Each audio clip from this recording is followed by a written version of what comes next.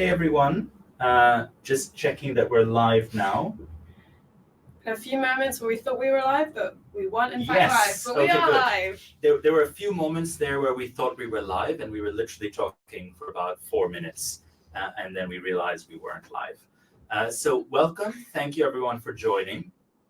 Those of you who have been with us for a couple of these will have recognized one thing right off the bat, which is that Kendall is not Izzy.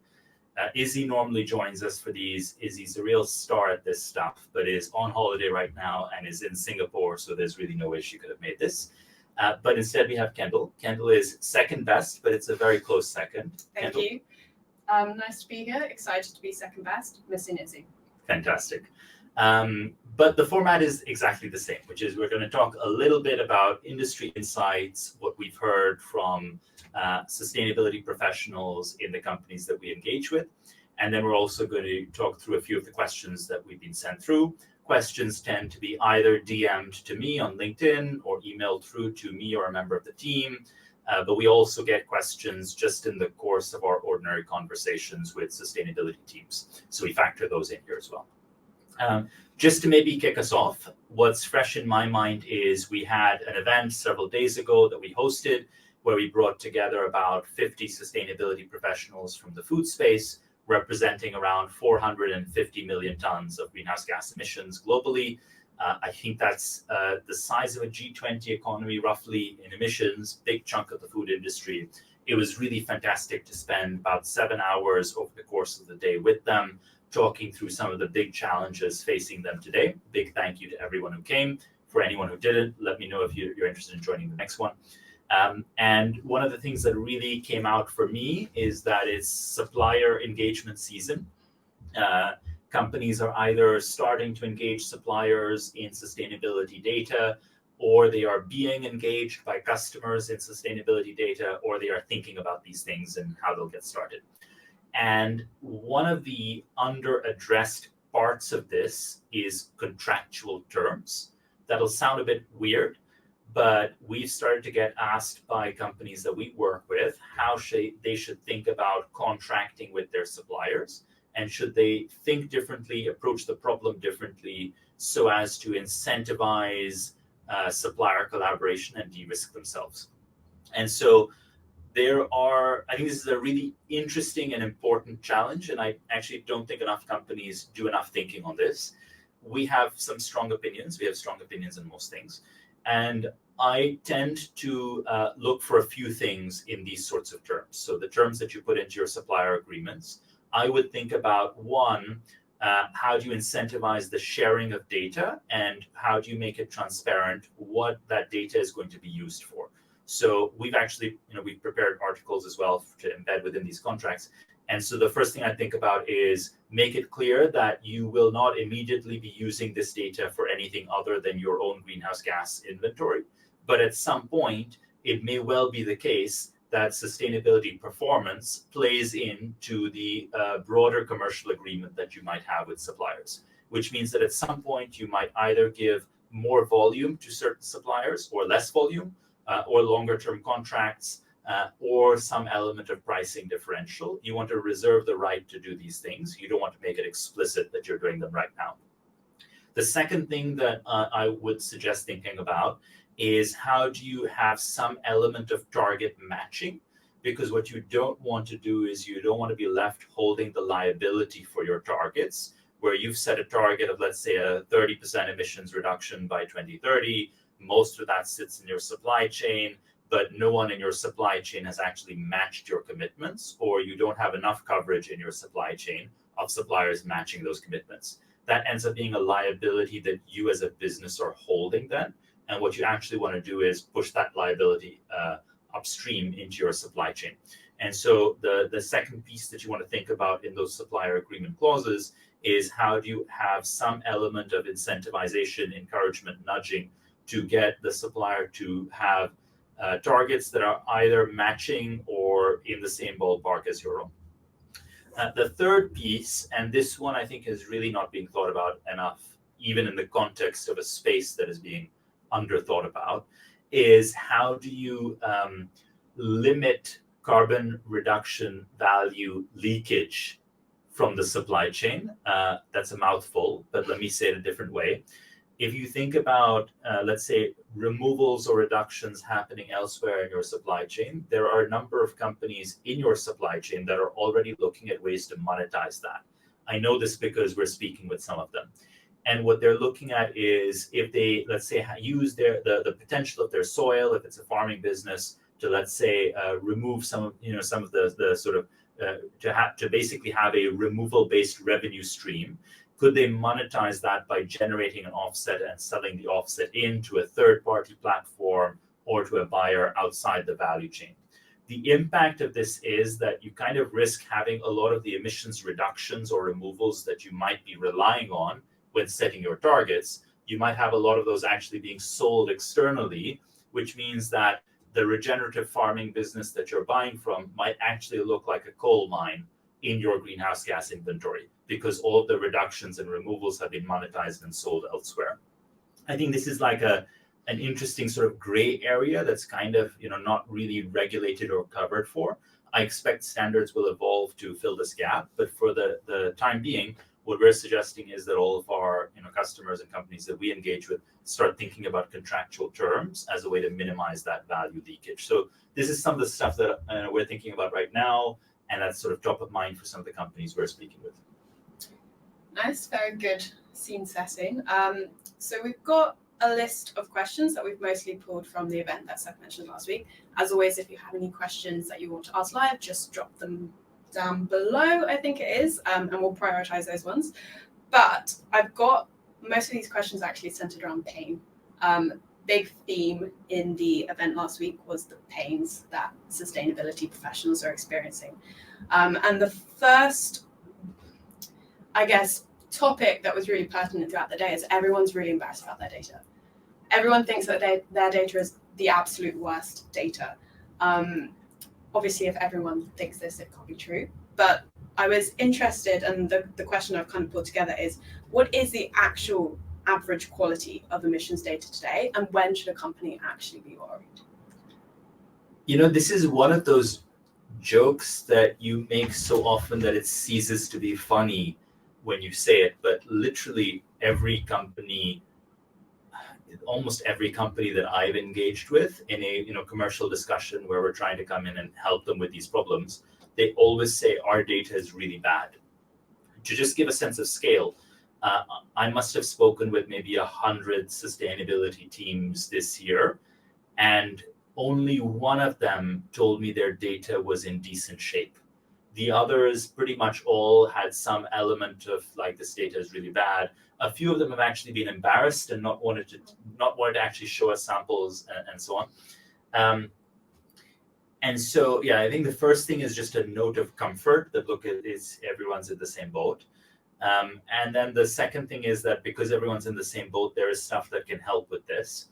But let me make it very specific. One of the areas that people often think is a really, really poor, weak data environment within their business is energy data. I don't talk a lot about energy data generally because it's usually a very small part of the greenhouse gas inventory. Scope 2, for instance, is usually a very small part, a few percentage points for most of our customers. But let's take that as an example. So with energy invoices, most businesses that are global in nature will have many different energy suppliers. In the UK, that could range from, let's say, 1 to maybe 60 or 70. Probably for most UK businesses, you're actually pretty decent in that space because it's a very consolidated energy market. And so most UK-based businesses will only have maybe 4, 5, 6, a dozen energy suppliers that they're using. If you're based in Italy or you're based in Australia, that number can actually be much higher. And so we have some companies that we engage with that have maybe 80 different structures for energy invoices around the world. And so they have all these different structures coming in, and they have people trying to like manually convert that data into some structured format, and that makes them feel that their data is in really bad shape. But actually, I would say one, like that's normal. That's just how the landscape looks. Any business that's global will have that problem. Businesses that are entirely based in some fragmented environments will have that problem always. Secondly, there are tools that help with this. We build tools that help with this, so our customers can actually that problem just literally disappears. I don't want to go into technical details or anything, but that problem basically disappears. But there are also other tools that you can use that will basically take that data and strip it out and make it tabular and neatly structured. And so, there's nothing to be worried about. There's nothing to be concerned about. The only thing I would say is that what's important is not, is your data really good quality or really bad quality, but can you at least start to map it out and say, here are all the different types of data that I'm going to be needing. Here's where it sits. This is really good. It's neatly structured, tabular data, and therefore I can do lots of stuff with it. This is really bad.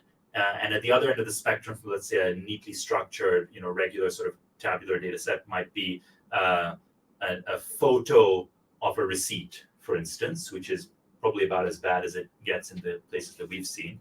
And it's fine. You just have to kind of understand where what sits, and then there are tools that can help you standardize this. So that's the first thing I would say, I think. And if you were to actually throw a benchmark out there, say for like data sources, just to give people a tangible number to grasp onto. Yeah, we're very data source oriented. So when we come in to work with a business, we usually want to understand, as part of the technical needs analysis, how many data sources are we going to be working with. Mm-hmm. And just to give you an example, for a large multi-billion-dollar revenue business, we might be looking at, let's say, 20 or 30 different data sources, maybe 40, 50 kind of unique data structures or sources for a very large, like $20-30 billion revenue global business. For a smaller business, let's say that it's just fully based in one country, it does one thing, it has a very few sites, maybe let's say a manufacturing business with a few sites, that number might be 10 or 15 unique sort of data structures and data sources that we need to work with. And that's usually because, again, in some cases, they'll be using some tools to standardize a lot of these different structured invoices that sit behind things. The worst we found is probably like 150 different data structures and data sources. And that's uniquely bad or uniquely difficult from our perspective. But just to give you an example of the type of business that is, and that probably won't be you, that business has grown up as an aggregation of many other businesses. It's owned by private equity, and the strategy has been to sort of consolidate that part of the market and bolt on many smaller businesses, which means that everything is inherently different because you're just grouping together lots of small companies. Even there are ways to make this a lot easier and simpler. So, I'd say the first part of solving the problem is to understand what it is and what the scale of it is. Your data is probably not as bad as you're afraid of relative to others. Nice word of comfort. I'm going to move us on to the next topic because I'm aware of time. I think the other thing that we've been hearing a lot is, especially from larger companies, is feeling under-resourced. So we all know, obviously, sustainability teams can come in all shapes and sizes. We're still seeing a lot of cases of those like one man or woman sustainability teams. So the question I have sketched out for you here is, when should a small team be looking to add additional headcount? And then I'd really like you to narrow in on what roles should be prioritized in that. Yeah, these are probably actually two questions. So let me take the first part, which is when should you look to add on resource? And then let's cover the second bit, which is what type of resource do you need? In terms of when you should look to add on resource, I would follow this simple sort of almost 2 or 3 step approach of filtration, where step 1 is understand whether the task that you're looking for someone to do needs to be done at all. Is it possible for you to just remove the task altogether?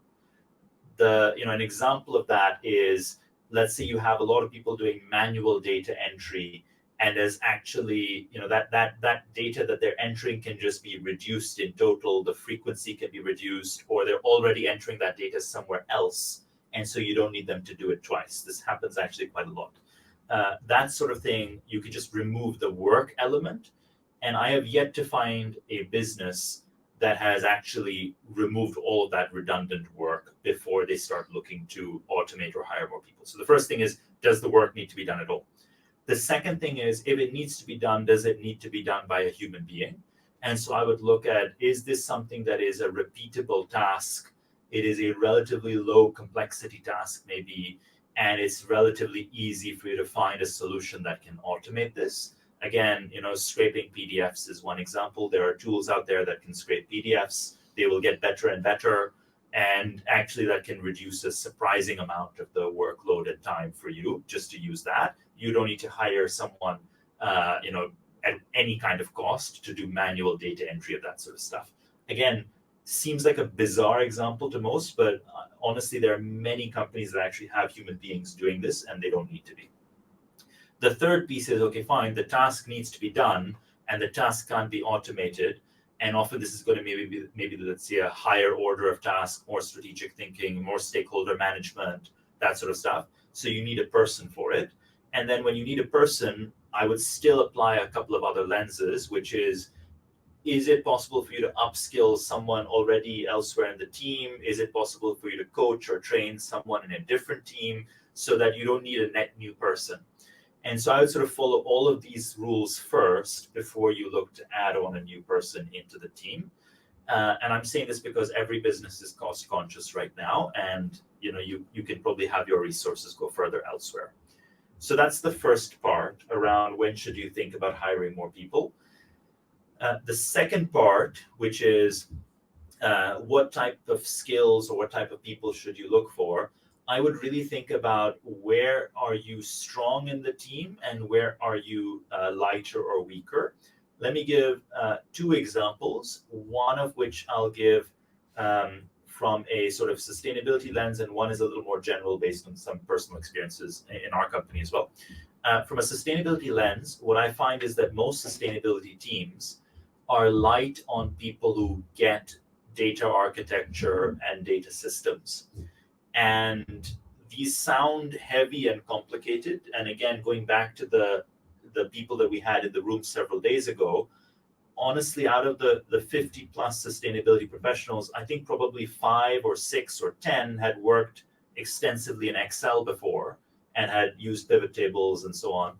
And that's fine because they've obviously done other things that are highly valuable, but they need to have that skill set covered. And that's almost like a very basic level that I'm talking about. What's even more valuable is if they can get people who understand what the architecture of the system that they're setting up should look like, how they should engage with the IT team and the business, how they should engage with information and data flow in the business, what's possible, what isn't possible. All these things I think are underweighted. And so actually a really effective lateral shift within the business can often be bringing someone in from IT. And actually one of the companies that we know well brought in a sort of senior IT leader into a sustainability role, leading on the sustainability data side. And that person is super effective in their role because they've learned the sustainability stuff and they already had another skill set, and they've married the two together in a really powerful combination. And I actually think it's often easier to get someone with a good IT background to think from a sustainability lens. And often they might have a personal interest and excitement in the topic rather than having it the other way around. Just taking our business, for instance, in our business, I have worked in sustainability for a long time. I know many different aspects of this topic, some in more depth than others, but really I'm new to the whole data space. And so Toby in our business, who leads our kind of data function and data capabilities, Toby is the equivalent person on that side of the fence. And Toby has been in the data space for 20 years. And Toby's superpower that he's really exceptional at is architecture, actually. It's like, how should the system look and work and what feeds into what? And it would be almost impossible for me to get that level of depth. And so that's the kind of skill that at least in our business, we needed to have. And I would think the same way in a sustainability team as well. One skill set that I think is often overrepresented in sustainability teams is good communicators. Good communicators, by the way, are rare in general and not to be scoffed at. But in sustainability teams, because sustainability is such a narrative-heavy topic, we often over-index on getting people who can tell the story, whereas actually, like, how many of those do you need in the business? Yeah, that's an interesting point. So, like, underweighted on some of the harder skills there, and a big shout out to Toby, obviously. I wouldn't even say harder skills, right? I think both skills are hard. I think that it's that you want the right balance within. You need people, in the same way that you need people who can be big picture, but you also need people who can be detailed. You need people who can be kind of, spontaneous and be the problem solvers in a pinch where something's going wrong. But then you also need people who are structured and can manage good processes. In the same way, I think you need a balance of people within that sustainability team. And so you need to be able to look for how are you crafting a team that can cover all the bases. And so in those bases, you definitely need to have someone who's a good technical systems thinker, because you're going to be working with a lot of data, supply chain, internal, etc. You definitely need a good communicator. You definitely need someone who can be kind of covering the base in terms of strategy and how are you actually thinking for the long term. You need people who can be innovators on the product side. There's a lot of skill sets you need. And I think too often we find someone who's like a sustainability generalist, and then we hire up 10 of those in the team in a 11-person team. And that I think doesn't work so well. If we take it back to headcount for a second, is there a number that a guiding principle you would put on actually how many of those roles that you've just described can be done by one person, two person? Can one person do many of them? Yeah, headcount is a word I try never to use ever, but let's roll with it. The rough benchmark rule of thumb, which means that it is probably wrong for most individual companies and right in average. The rough benchmark number that we've seen is around 1.5-ish people per $1 billion of revenue. And so you can kind of scale that up or down roughly. It holds more or less true in most businesses that I've sort of seen. And that's kind of not necessarily, obviously 1.5 is a weird number, but it's sort of the sum total of the different people that are working on this in a meaningful, consistent way. And so usually, let's say you have a smaller business, $500 million revenue or so, might be a simple business, again, one country, fewer facilities. You'll have someone who is focusing on this and maybe, one other task, and then you'll have a couple of people doing this as a part-time gig. By this, I mean data gathering, procurement conversations with members of the supply chain, running the occasional workshop, compiling the ESG report, that sort of thing. There's an element of how ambitious you want to be as well, because if that's the number of people you have, you can probably do whatever you need to do to be a fast follower on the change being led by others.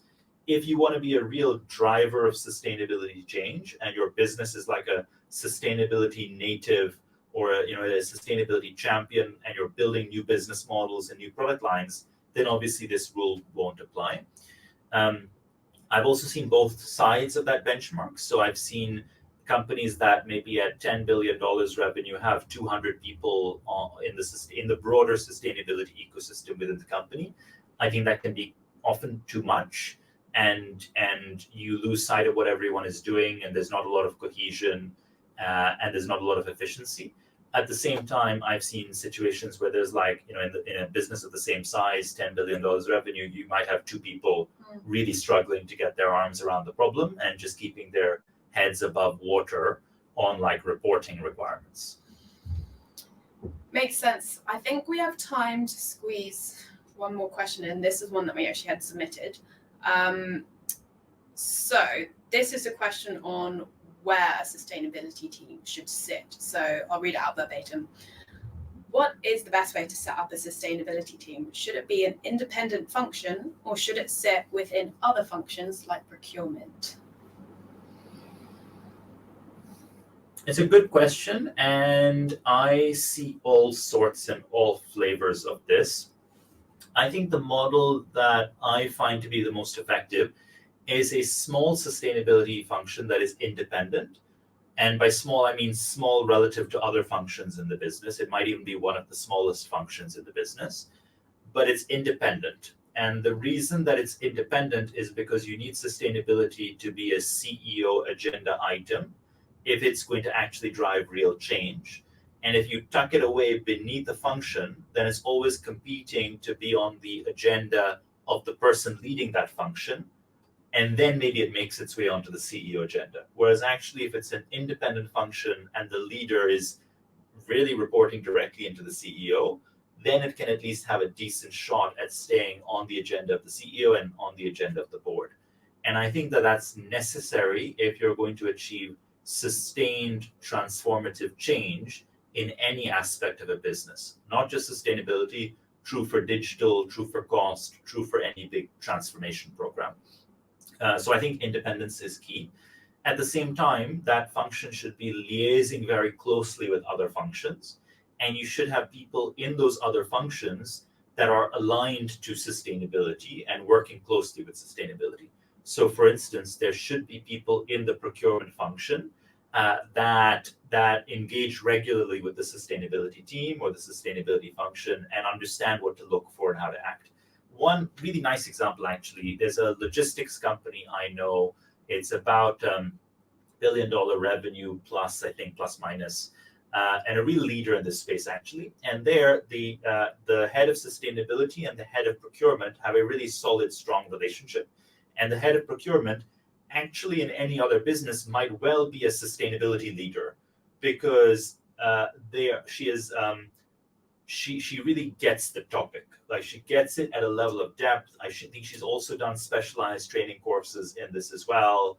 And she always impresses me with the depth of her understanding, not just in the topic, but also how to actually drive change in that business and make change happen from a sustainability perspective, which means that they work really well together. And that's just the sustainability leader is also amazing, but the combination of the two is a real powerhouse. Where they're mutually reinforcing and they're finding new business models that work from a sustainability angle and work for revenue. And I think there's just something really, really magical in that. I'm sure that's a setup a lot of people wish they had. To be honest, there are honestly both amazing individuals. So this might be special, but yeah, I think that's a fantastic combination. And are there any other functions beyond procurement? Because we've only really touched on procurement here. If sustainability is its independent function, what other functions should sustainability be interfacing with on a regular basis? So there are a few obvious ones. The obvious one is ops, and there's another obvious one, less exciting in some ways, but marketing and comms is the traditional one. So a lot of sustainability leaders have actually moved out of marketing and comms into sustainability. We see a bunch that have dual role titles. Obviously, it's important. There's a narrative element and there's a how do you tell the story element. But then if you think about how do you actually manage to get change done inside the business, you're probably thinking ops, or you're thinking procurement or supply chain.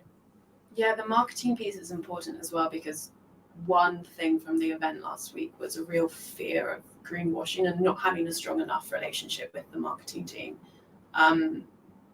Yeah, that's fair.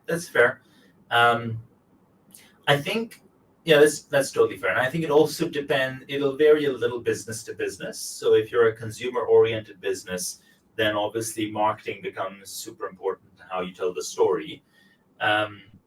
I think there's something around what is the cadence of interactions that you need between functions. And so if you think about procurement and ops, I think that in both of these elements, there's this thing about sustainability needs to be an everyday thing, where operations and procurement and supply chain need to factor sustainability into almost everything that they're doing for it to actually move the needle.